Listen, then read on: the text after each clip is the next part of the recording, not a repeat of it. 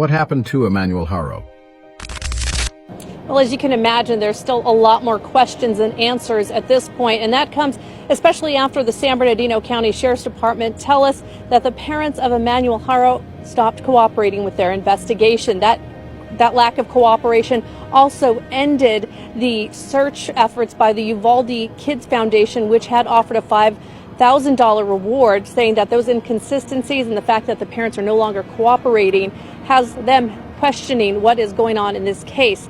In the meantime, the Sheriff's Department tells us they are continuing to search for that 7-month-old baby. It all started Thursday evening when Emmanuel's mother, Rebecca Haro, said she was attacked while changing her son's diaper in a Big Five parking lot in Yucaipa. Check out this next scene and tell me what y'all think. I got him out of the car seat and I laid him down and so I could get his diapers ready. And somebody said, "Hola," and that's all I remember. So let's understand, she did not get that black eye from the attack. Let's check this video out. Today's episode has been brought to you by the letter W. The Waterman Discount Mall has entered the chat. The reason why is because the Waterman now ties into the disappearance of little Emmanuel Haro. Any of the cameras here can be brought back to August 3rd, and you will see Rebecca and Jake come into the Waterman on the 3rd, homie, and she already had that shiner, and it was like this, Holmes.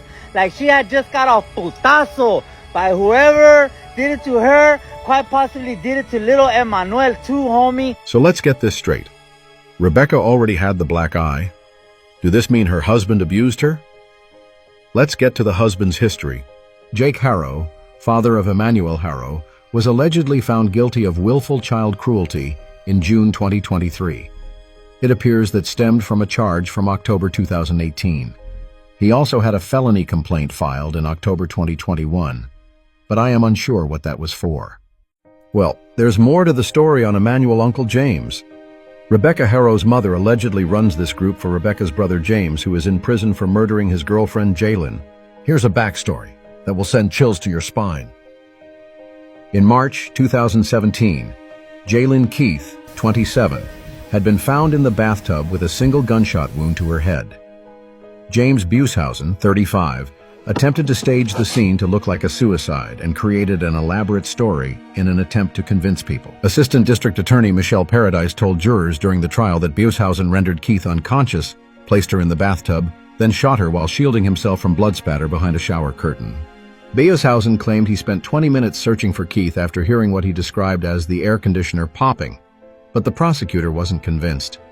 The apartment was just 430 square feet, with the bathroom visible from the bed. And Bushausen? He was no stranger to firearms. Paradise argued that, as a gun enthusiast who frequently shot, he should have known the unmistakable sound of a gunshot. So why didn't he? Clearly, the apple doesn't fall far from the tree.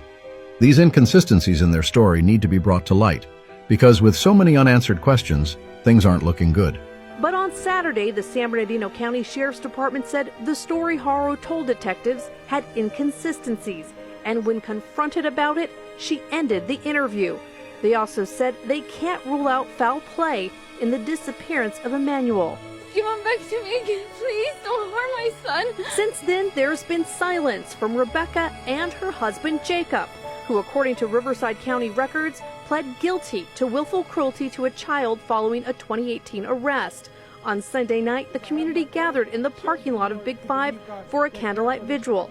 And everybody will have their answer, and we're hoping that it's not what we all assume, but we have to wait. Now the couple has retained their own attorneys. I spoke with Jake Haro's attorney earlier today, and he tells me that his client does intend to make a statement. He does want to clear the air about his 2018 conviction for child abuse.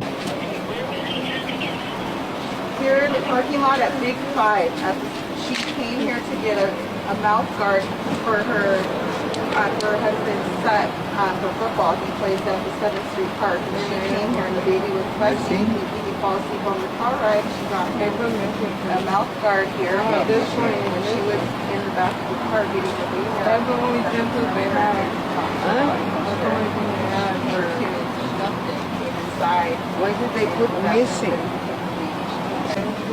A mouth guard here this morning when she was in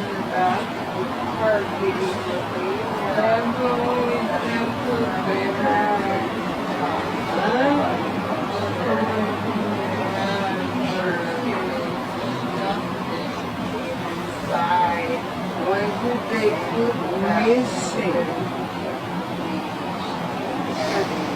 That's what they put. They made it for me. Yeah, but you should have told him. People said that. Yeah, I did tell him that, but Let's pray for the baby's safety and return, and hope the parents didn't harm that boy.